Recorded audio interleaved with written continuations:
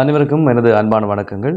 இன்றைய இந்த காணொலி பதிவில் நான் உங்களுடன் என்ன விடயத்தை கலந்து ஆலோசிக்கப் போகின்றேன் என்று சொன்னால், கடந்த 2 நாட்களாக புதிய ஜனாதிபதி அவர்கள் பல்வேறுபட்ட நாடுகளினுடைய தூதுவர்களையும் அந்த நாடுகளுடைய பிரதிநிதிகள் அதிகாரிகள் என்று சொல்லி பல்வேறுபட்ட சந்திப்புகளில் ஈடுபட்டு கொண்டிருக்கின்றார்.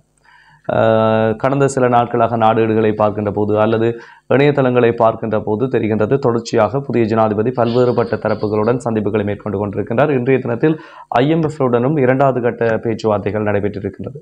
எனவே அரசாங்கத்தை தொடர்ந்து முன்னெடுத்து செல்ல வேண்டிய நடவடிக்கைகளில் புதிய அரசாங்கம் ஈடுபட்டு கொண்டிருக்கின்றது மிக தெளிவாக தெரிகின்றது.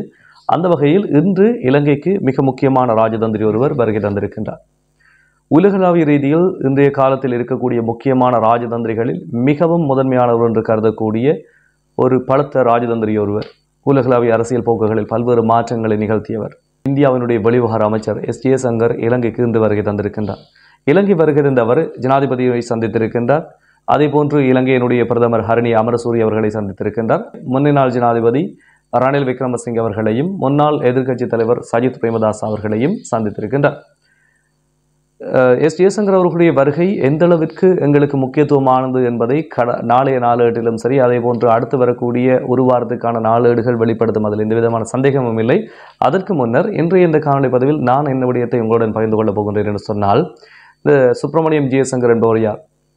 இவர் கடந்த காலங்களில் என்னென்ன விடயங்களை பங்கேற்றிருக்கின்றார் இந்தியா சார்பாக? சுப்பிரமணியம் ஜெய்சங்கர் என்பவர் தமிழகத்தை பூர்வீகமாக கொண்டவர். ஆனால் அவர் 1955ஆம் ஆண்டில் டெல்லியில் தான் பிறந்தார். இவருடைய தந்தை டெல்லியிலே இந்திய குடிவரவு திணைக்களத்தினுடைய அதிகாரியாக பணியாற்றினார். இவர் டெல்லியில் பிறந்தவர். அவருடைய இளமை காலம் முழுவதுமே டெல்லியில் தான் கழிந்திருந்தது. அதேபோன்று டெல்லியில் இருக்கக்கூடிய ஸ்டீபன் பல்கலைக்கழகத்திலே பொலிட்டிக்கல் சயின்ஸில் முதுகலை பட்டத்தை பெற்றார். அதன் பிறகு INGU என்று சொல்லக்கூடிய பல்கலைக்கழகத்தில் PhD முடிக்கிறார். அதன் தொடர்ச்சியாக 1977 IFS அதிகாரியாக நியமிக்கப்படுகின்றார். IFS அதிகாரியாக உலகினுடைய பல்வேறுபட்ட நாடுகளிலும் இருக்கக்கூடிய இந்திய அலுவலகங்களிலே பணியாற்றி கொண்டிருந்தவர். 1985ஆம் ஆண்டு அமெரிக்காவில் இருக்கக்கூடிய இந்திய தூதரகத்தினுடைய அதிகாரியாக செயற்பட ஆரம்பிக்கின்றார். கிட்டத்தட்ட 3 ஆண்டுகள் அங்கு பணியாற்றினவர். அதனுடைய தொடர்ச்சியாக இலங்கையிலும் அதே பொறுப்பில் நியமிக்கப்படுகின்றார். இந்த காலம் என்பது இலங்கையினுடைய அரசியலில் முதன்மையான ஒரு காலம் என்று சொல்லலாம். ஏனென்று சொன்னால், இந்தியாவினுடைய அமைதிப்படை இலங்கையில் நிலை கொண்டிருந்த காலம். இந்த காலத்திலே ஜெய்சங்கர் அவர்கள் இந்திய அமைதி காக்கும் படையினுடைய ஆலோசகராகவும் செயற்படுகின்றார்.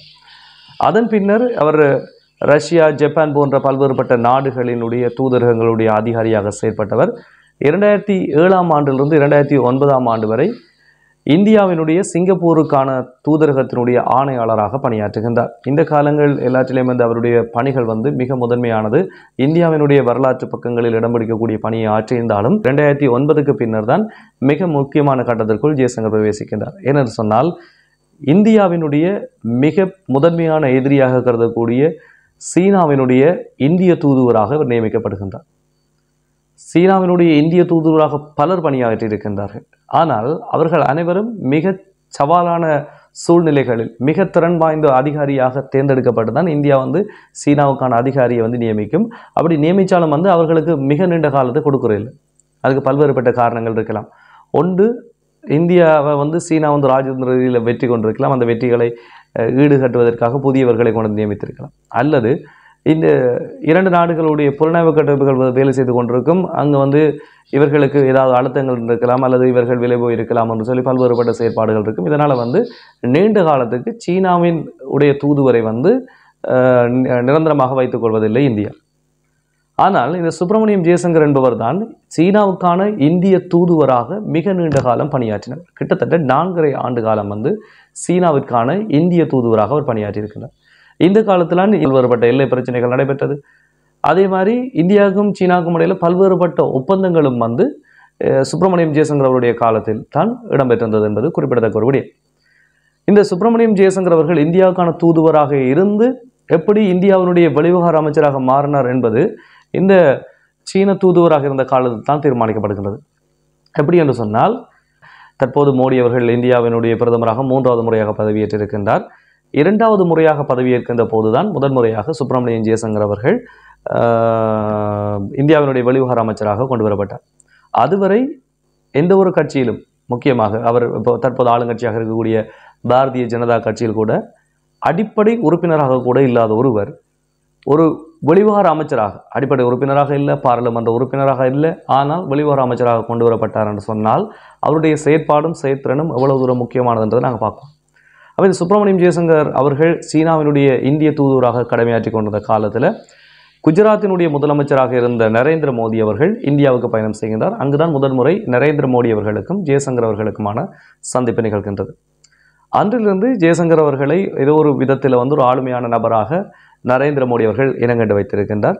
ஆனால் இது பிறகு எங்கே நடக்குது என்று சொன்னால் 2013ஆம் ஆண்டு அமெரிக்காவுக்கான இந்திய தூதுவராக சுப்பிரமணியம் ஜெயசங்கர் அவர்கள் நியமிக்கப்படுகின்றார். அந்த காலத்தில் இந்தியாவினுடைய பிரதமராக தெரிவு செய்யப்பட்டிருந்தார் நரேந்திர மோடி. அப்போது குஜராத்தில் மோடி முதலமைச்சராக இருந்த காலத்தில் அங்கே ஒரு கலவரம் நடக்குது. அந்த கலவரத்தை அரசாங்கம் கையாண்ட விதத்தில் ஏற்பட்ட தவறுகள் காரணமாக நரேந்திர மோடி அவர்களுக்கு அமெரிக்கா விசா வழங்குறதுக்கு மறுக்கிறாங்க. அப்படி விசா வழங்க மறுக்கப்பட்ட இந்தியாவினுடைய பிரதமர் நரேந்திர மோடியை கொண்டே அமெரிக்காவினுடைய பாராளுமன்றத்தில் உரையாற்றக்கூடிய அளவுக்கு செய்தவர் இந்த ஜெயசங்கர் அவர்கள். அன்றுதான் நரேந்திர மோடி அவர்களுடைய மனதில் ஜெயசங்கர் அவர்கள் ஒரு நீங்காத இடத்தை பெற்றுக்கொள்கின்றார். அதன் பிறகு இரண்டாவது தடவையாக நரேந்திர மோடி அவர்கள் பதவியேற்ற போது சுப்பிரமணியம் ஜெயசங்கர் அவர்களுக்கு இந்தியாவினுடைய வெளிவிவகார அமைச்சராக பதவி வழங்கப்படுகின்றது.